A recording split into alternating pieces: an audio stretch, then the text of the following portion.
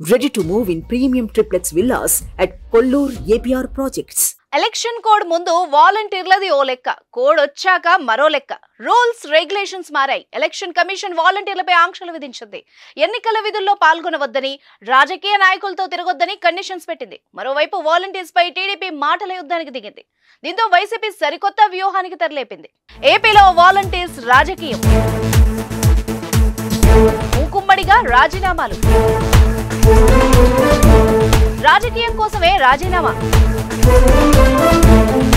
రాజీనామా చేద్దాం, రాజకీయం చేద్దాం. వాలంటీర్స్ పై వైసీపీ కొత్త వ్యూహం.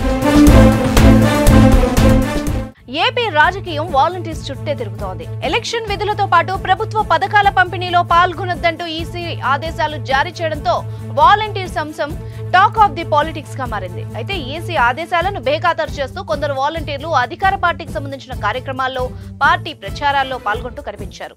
దీంతో వాలంటీర్లపై టీడీపీ నేతలు ఈసీ అధికారులకు ఫిర్యాదు చేశారు. వాళ్లపై కఠిన చర్యలు తీసుకోవాలంటూ టీడీపీ నేతలు అధికారులను కోరారు. ఈ క్రమంలోనే వాలంటీర్లను పెన్షన్ల పంపిణీకి కూడా ఈసీ దూరంగా ఉంచింది. తాజాగా రేషన్ పంపిణీకి సైతం వాలంటీర్లను వినియోగించవద్దని ఈసీ ఆదేశించింది.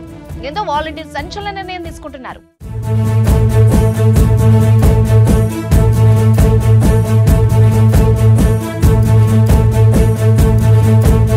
ప్రజాసేవ చేస్తుంటే తమపై రాజకీయపరమైన నిందలు వేస్తున్నారని వాలంటీర్లు ఆరోపిస్తున్నారు. పింఛన్లు ఇవ్వకుండా తమను అడ్డుకున్నారని ఆరోపించారు. తమ వద్ద నుంచి మొబైల్, సిమ్స్, ఇతర డివైస్ తీసేసుకున్నారని వాపోతున్నారు. తమను ఎన్నో విధాలుగా అవమానించినా సహించామని, ఇక భరించలేమని కామెంట్స్, రాజీనామాలు చేస్తున్నారు. అయితే వాలంటీర్స్ రాజీనామా వెనుక వైసీపీ సరికొత్త వ్యూహం ఉన్నట్టు తెలుస్తోంది.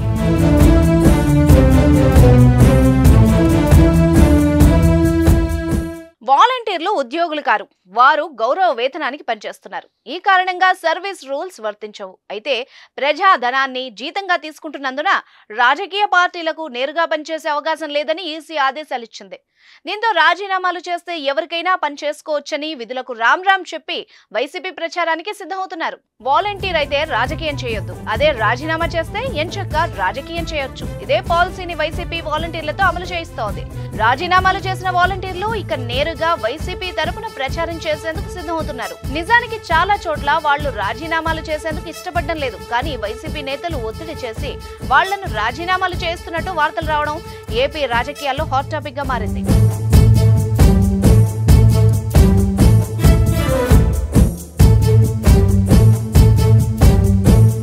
వైసీపీ అధికారంలోకి వస్తే రాజీనామా చేసిన వాలంటీర్లను మళ్లీ నియమించుకునే అవకాశం ఉంటుంది.